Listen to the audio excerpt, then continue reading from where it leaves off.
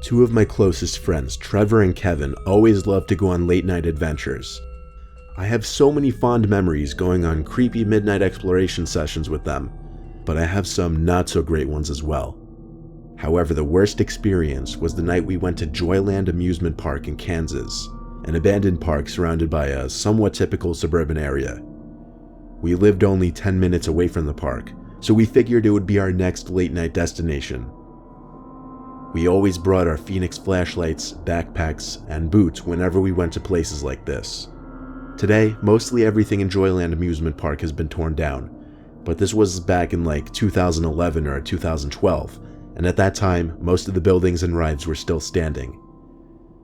We pulled up on a side road next to the parking lot since it seemed a lot less sketchy than pulling up into the parking lot itself.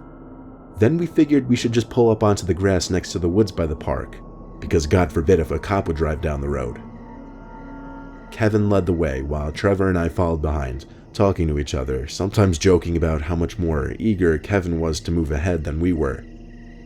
We kept our voices low, however, because we never knew if there might still be security in places like this. All the carnival shacks that once held concessions and games had now been ransacked, trashed with cans and bottles, and sprayed with graffiti. It was basically the scene that you would expect to see in an amusement park that had been abandoned for years. Even though the park was surrounded by suburbs, it was kind of encased in by woods in almost all directions, so instead of late-night traffic, all we heard were crickets and other night creatures. It added to the experience because, to be honest, all three of us in a certain way liked being freaked out. We walked into another carnival game stand, this one with the paintings at top still not completely worn away or graffitied over. It had some smiling cartoon character holding a dart gun, so I'm guessing it was some kind of target hitting game.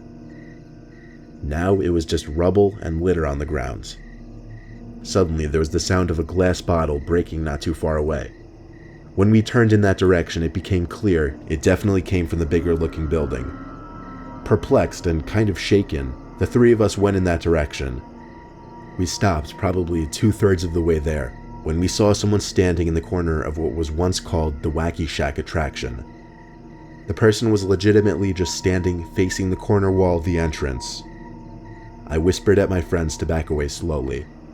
There was clearly something wrong with this person, and we didn't want them to hear us. We backed away, trying to avoid making any noise. It was almost like something out of a cliché horror movie when either Kevin or Trevor stepped on a beer can, which made a really loud crunch. The person standing in the corner turned their head and looked at us, but the speed in which they turned their head was what really scared me. It was almost like a deer. We could now see it was a man. He had a deranged look on his face. The three of us simply walked quickly away.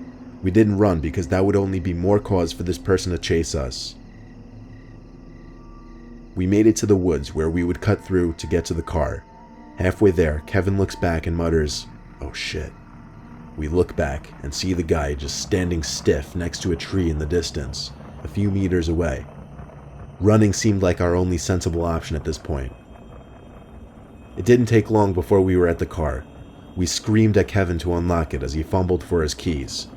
As we got into the car and looked out the windows, we could all see him again, this time once again standing stiff like a statue, hunched over by the tree line to the woods. Kevin drove off, and Trevor and I screamed out taunts to the man. That didn't mean we weren't still absolutely shaken permanently. It's scary to think that none of us ever actually saw that weird man move. He seemed to always be standing still whenever we saw him.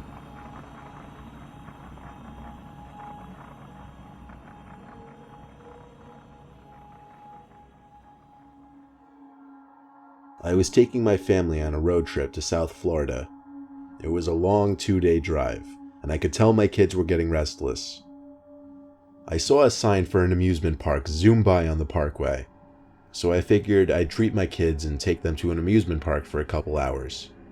It was late already anyway, so we were just going to stop at the hotel soon. I figured I might as well. My wife and I followed our 2 kids, Tommy, 7, and Trish, 5. They ran ahead of us to find a ride they wanted to go on.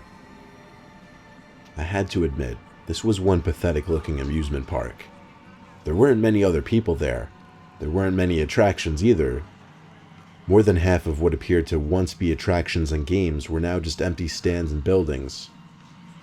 As long as the kids were happy though, that's all that really mattered. Tommy was running so far ahead, pointing at one of the rides ahead in the dark. I thought for sure he was pointing to the Ferris wheel, but when he made an unexpected turn left and out of sight, my wife and I screamed for him to come back here immediately.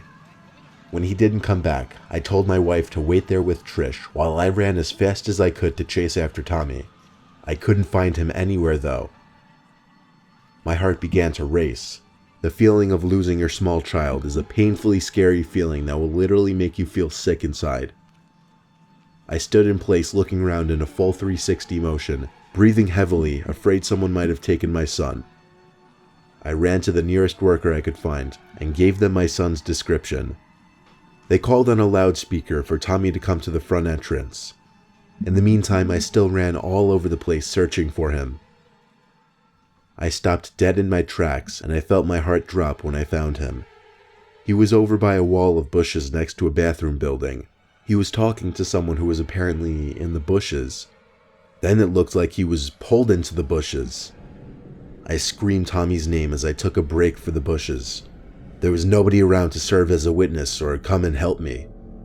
I got to the bushes and heard Tommy talking to someone. I didn't hear the other person's voice though. I pushed my way through the bushes and saw Tommy being pulled. I didn't see by who though. I ran to him and pulled him, but I felt something else on the other side of another layer of bushes pulling him in that direction. But quickly, whatever it was let go, and I pulled Tommy into my arms. I told him to wait there as I pushed my way through more bushes to a small opening surrounded by trees. There was no one in sight. I had no idea how whoever it was could have gotten away that quickly. I still don't. When I got back to my son, I took him back in public eye of the park and put my hands on his shoulders, shaking him as I was asking him who he was walking with. He said he was following some guy named George. He said George was a lot older than him. I took him back to the front entrance of the amusement park and had him describe George to the workers. They said they'd keep a sharp lookout for him, and we promptly left the park. We went straight to a hotel, and the rest of our trip from there was normal, except for the fact that I couldn't get the incident out of my head.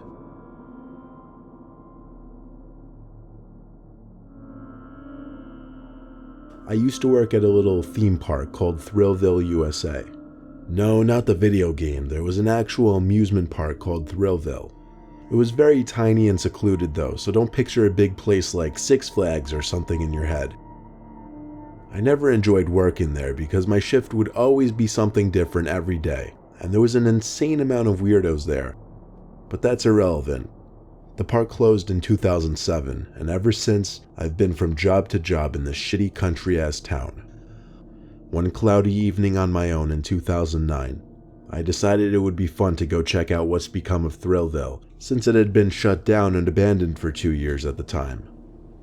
I pulled up to the parking lot, which was of course empty. The grass surrounding the park was now overgrown, and the overgrown grass waved around in the breeze, suggesting an incoming storm. Sneaking in was easy considering it wasn't fenced off or anything, but it was clear some things had already been torn down. Still, at the time, mostly everything was still standing, but it had become so much creepier now. I began to feel tiny rain droplets, but I didn't really care. I was dressed for rain anyway. Walking around the park was creepy, but the first really disturbing thing didn't actually happen until I heard something scutter behind me. To be honest, I couldn't tell if it was a person or an animal, but something was definitely there. I didn't see anything though, so I just pressed onward, choosing to ignore it. I was snapping constant pictures with my Canon camera that I took along because for a few months I was kind of into photography. You know, a passing interest. I snapped away at different buildings, the defunct roller coaster, the big old yellow slide that was now covered in mud stains. Then there were the buildings like the bathrooms, the main office, the varying maintenance shacks. I decided I would start with the bathrooms.